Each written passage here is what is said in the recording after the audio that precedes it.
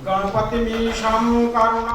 Professor Patanjali जी एवं उड़ीसा से आए हुए जगन्नाथ संस्कृत विश्वविद्यालय के धर्मशास्त्र के मूर्धन्य विद्वान स्वाई जी तथा काशी हिंदू विश्वविद्यालय के प्रभाकर जी, केंद्रीय विश्वविद्यालय लाल बहादुर के प्रोफेसर देवेंद्र प्रसाद मिश्र जी और इस सभागार में उपस्थित प्रथम पंक्ति में पूज्य चरण गुरु जी एवं लाल बहादुर केंद्रीय संस्कृत विश्वविद्यालय के पूर्व विभागाध्यक्ष प्रोफेसर गोपाल प्रसाद शर्मा जी, प्रोफेसर हरीश्वर दीक्षित जी तथा अन्य सभी वरिष्ठ इस सभागार में उपस्थित शोध छात्र, अतिथिगण एवं वैदिक विज्ञान केंद्र के समन्वयक काशी हिंदू विश्वविद्यालय वाराणसी के सभी अतिथिगण। इस वेदोपदेश, अभी मैं नाम छोड़ गया था, मेरे वरिष्ठ भाई हैं और हम लोग जब पढ़ते थे उस समय आप हम लोग से बड़े थे, प्रोफेसर दामपति तिवारी जी, मैं क्षमा चाहता हूँ। वेदों की उपादेयता। वेद जैसा कि हम सभी लोग जानते हैं विश्व की ज्ञान राशि वेद है। इस ज्ञान राशि यह वेद हमें मात्र संकेत करता है और अन्य चीजों को हमें खोजने के लिए अन्य शास्त्रों का भी सहारा लेना आवश्यक पड़ता है। वेदों के उपवेद हैं, जैसा कि अभी इसके पूर्व में आपको बताया गया कि वेदों के 4 उपवेद हैं और 4 उपवेदों की पृथक पृथक विद्याएं इसमें बताई गई हैं। इन्हीं तथ्यों के साथ में मेरा विषय है वेदों में जो निहित वैज्ञानिकता है उपवेदों में। अब वेद के उपवेद, तो इस संदर्भ में आचार्य शुक्राचार्य जी ने भी हर एक वेदों के उपवेदों का भी वे लक्षण करते हैं। लक्षण के पूर्व मैं वेदों की थोड़ी भूमिका बताना चाहूंगा। जब हम आहुति के समय एक अन्न देते हैं आहुति में, उस सरिष्यान अन्न के द्वारा हमें बहुत सारे अन्नों की प्राप्ति हो जाती है। यह मुख्य विज्ञान पूर्व रूप में ही उपस्थित था। पश्चात में जो ऋग्वेद का आयुर्वेद है, ऋग्वेद के आयुर्वेद में एक मंत्र प्राप्त होता है 9वें अध्याय में, देव सविता प्रसुव जन्या पतिम भगाय दिव्यो गंधर्वः के तपुः के तन्नः पुनातुब्बा चस्पतिर्बा जन्नः स्वदा तुष्टाः। यजुर्वेद में अन्न में ही ऊर्जा है, वह जल है और वहां पर इंद्र की भी महत्ता बताई गई है। तो इंद्र ही वो स्वयं वैज्ञानिक है।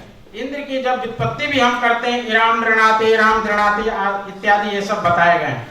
इंद्र ही एक तरीके से हम कहेंगे उस अन्न को देने वाला है, द्रवित करेगा, तभी उस प्रकार के अन्नों की वृद्धि हो जाएगी।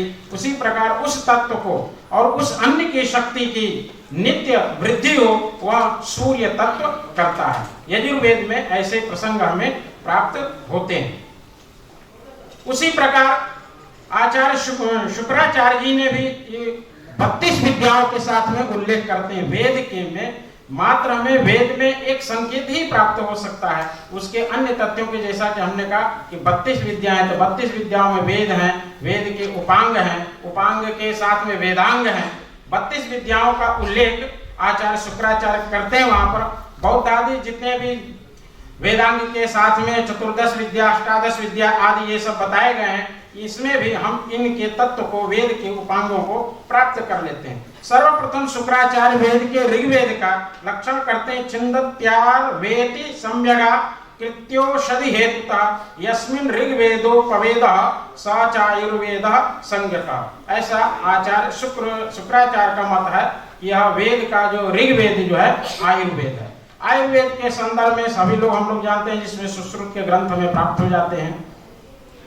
इसके पश्चात वेदों में आयुर्वेद इत्यादि जितनी भी वनस्पतियों का नामों का उल्लेख होता है, वहां पर भी हमें प्राप्त है। ऐसे कुछ संकेत हैं कि प्राणी गौ आदि अथवा औषधियों का निर्माण करता है, अर्थात औषधियों का निर्माण करते समय उसकी सावधानी करनी चाहिए। यह हमें वेद संकेत देता है। वहां पर मंत्र भी है, मावो रिखत खनिता जस्मई चाहं खना मिवह द्विपाद चतुष्पा दस्मा का सर्वा मस्त्वाना तुरम।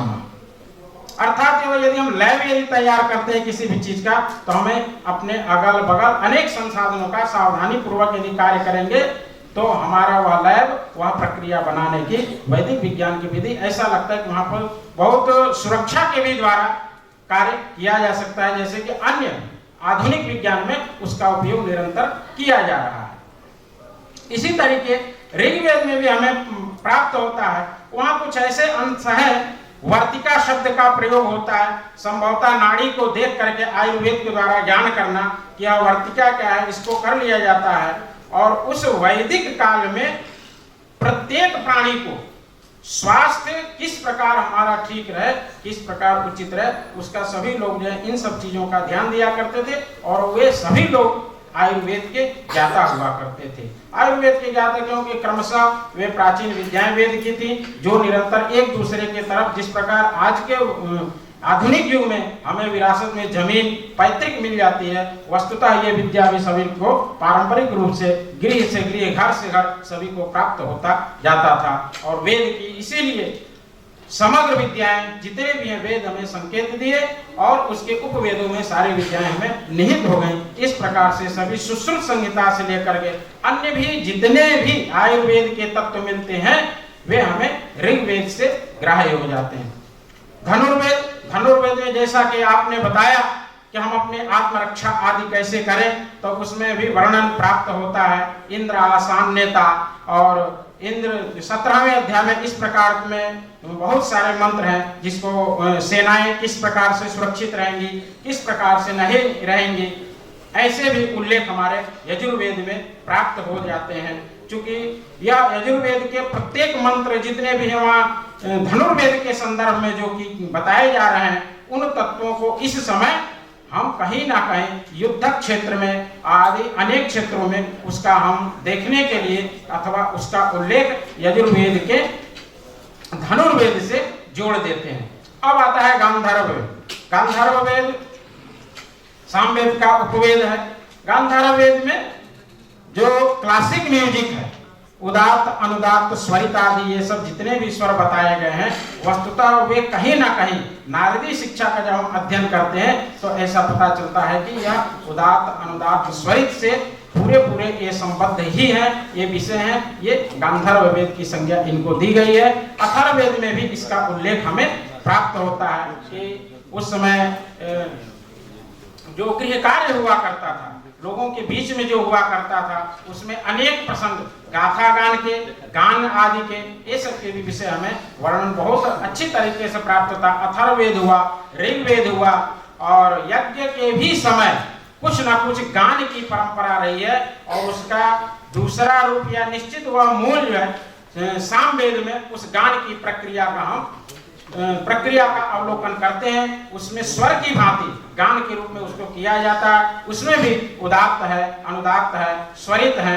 उसके गान की परंपरा से यह वेद हमें संकेत करता है कि यह गायन विज्ञान यह निश्चित रूप से सामवेद में उपस्थित है। अब अथर्ववेद के लिए गोपद ब्राह्मण में बताया गया 5 से 6 इसके उपवेद हैं। वहां पर स्थापत्य वेद है, अर्थशास्त्र है, असुरवेद है, भैषज्य वेद है, पिशाच वेद है, असुर वेद है। तो अब पिशाच वेद हम ये कह सकते हैं कि प्राचीन समय में जब हमें किसी प्रकार का मंत्र और कुशा के द्वारा, ग्रामीण में हम लोग देखते हैं, ऐसा देखने के लिए मिला है कि ग्रामीण में जाते थे, कोई बच्चा बीमार पड़ जाता है तो कुशा उठाते थे, और कुशा उठाकर कुछ मंत्र से उसको झाड़ फूंक या कुछ वो किया करते थे। अब वह मंत्र की शक्ति है अथवा वह कुशा की शक्ति है, ये तो आज के आधुनिक विज्ञान के अंदर इसको पता लगाया जा सकता है। लेकिन मैं यह जानता हूँ, जहाँ तक वह कुशा उससे स्पर्श कराया जाता था प्राचीन समय में बच्चे को, वह बच्चा तुरंत ठीक हो जाता था। तो वह स्तंभन, उच्चारण, मारण, मोहन आदि जितने भी अथर्ववेद में भूत, प्रेत, पिशाच आदि के ये जो विषय बताए गए हैं, वे अथर्ववेद से लिए जाते हैं। स्थापत्य आर्टिकल चीजें हैं, किस भवन का निर्माण कहाँ होना चाहिए, कहाँ पर नहीं होना चाहिए, इस तरीके के भी सारे परिमापों को समरांगण सूत्रधार में पिरोया गया है। और वह उसको देखने से यह पता चलता है कि हमारे वेदों ने ही इसको संकेत किया है कि यहाँ पर स्थापत्य कला किस प्रकार की बननी चाहिए। जितनी भी प्राचीन स्थापत्य कलाएं बनी हुई हैं, 1000 वर्ष पुरानी भी हो, वो आज भी सुरक्षित हैं और उसकी कला अपने में एक महनीय हम लोगों को देखने के लिए प्राप्त होता है। इसी के साथ में आचार्य शुक्राचार्य जी को ऐसा लगता है कि अवगत था, इसलिए वेदों के ही अंश को लेकर उन्होंने हर एक विषयों का लक्षण बताया है, चाहे वह धर्मशास्त्र के लक्षण हो, चाहे वो वेद के या वेद के उपांगों के लक्षण हो। तो ऐसा मालूम पड़ता है कि वेदों की जो उपवेद की सभी विद्याएं हैं वे हमें उपवेदों में ही प्राप्त हैं। स्थापत्य की जब हम चर्चा करते हैं तो काश्यप ऋषि का एक शिल्प शास्त्र है, शिल्प शास्त्र में भी उसके उल्लेख बताए गए हैं, कहाँ किस प्रकार कितने खंभों का निर्माण होना चाहिए, कितने खंभों का निर्माण नहीं होना चाहिए, ऐसी भी अनेक चर्चा उसमें बताई गई है। और अथर्ववेद में एक प्रसंग के अंतर आता है कि हमारी शक्ति क्षीण भी ना हो और प्रभाव से और हमारी मेधा शक्ति भी ना क्षीण हो, और अनेक औषधियों का वर्णन वहां पर प्राप्त होता है, जैसा कि आयुर्वेद में आज भी सत्य रूप से उसका उपयोग किया जाता है कि हम अपनी बुद्धि को किस प्रकार से प्रकट कर सकते हैं, हमारी मेधा शक्ति कैसे बढ़ सकती है। मंत्रों के भी अनुवरण के द्वारा हम इस कार्य को कर सकते हैं और हमारी जितनी भी इच्छा शक्ति है वह दृढ़ शक्ति के इस रूप में स्थापित रहे। वहां पर एक प्रसंग है अथर्ववेद, इदम वर्चो अग्निना धामात्मनम भर्गो यशा सह ओजो वयो बलम। हमारी शक्ति जो है संपूर्ण रूप से एकत्र रहे और एक तंत्र रहे। और वेदों में अनेक चीजों को बताया गया है, जैसे मंत्र विद्या है चित्त की प्रसन्नता के लिए, जैसा कि हमने पहले बता दिया है कि गांधर्व वेद आदि में इन सब चीजों के लिए आप गाना सुनते हैं, कोई भजन भी सुनते हैं, तो वह प्रतिमूर्त रूप से वह हमें आज विज्ञान के रूप में मिलता है। और इन्हीं के स्रोतों से अनेक वेद एवं विज्ञान के तत्व इस वेद में अनेक इसके स्रोत दिखाई देते हैं, जिसमें कर्मेंद्रियां एवं ज्ञानेंद्रियों के भी संपर्क में जब वे मंत्र आते हैं, जब ऋषियों के जब मंत्र उनके हृदय में जब साक्षात्कार किए तो वे तरंग रूप में उन्होंने उसको देखा। ऐसा नहीं किसी ने लिपिबद्ध में लिख दिया जो है, तो उसकी तरंगों को उनके पास उतनी शक्ति हुआ करती थी, इसलिए वह उन तरंगों को अपने ज्ञानेंद्रियों के द्वारा अन्य कर्मेंद्रियों के द्वारा वे मंत्र उनके साक्षात्कार के रूप में आते हैं। और इन्हीं शक्तियों के द्वारा वे उन वेद में निहित विज्ञान को वो देख करके हम लोगों के बीच में अनेक ग्रंथ लिखे गए। तो सद्य यह निश्चित रूप से हम यह कह सकते हैं कि वेद में जितने भी तथ्य पाए जाते हैं वह विज्ञान से युक्त है। फर्क इतना है कि हम उसको किस प्रकार से ग्राह्य करते हैं, उसको खोजते हैं। अनेक औषधियों का वर्णन हमें प्राप्त उसमें हो जाता है, जैसा कि वृक्षादि वनस्पतियां हैं, औषधियां हैं, इन सबों का भी उल्लेख जा ओखदी ही पूर्वा जाता देवे भस्त्री युगम पुरा मनैन बभ्रूणा महको शतन धामानि सप्तचा। ऐसे औषधि सुक्त ही पूरा यजुर्वेद में भरा पड़ा हुआ है। उसको हम यदि बहुत अच्छी तरीके से अवलोकन करें तो इस विज्ञान के तरफ हम निश्चित रूप से नए स्रोतों की जानकारी प्राप्त कर सकते हैं।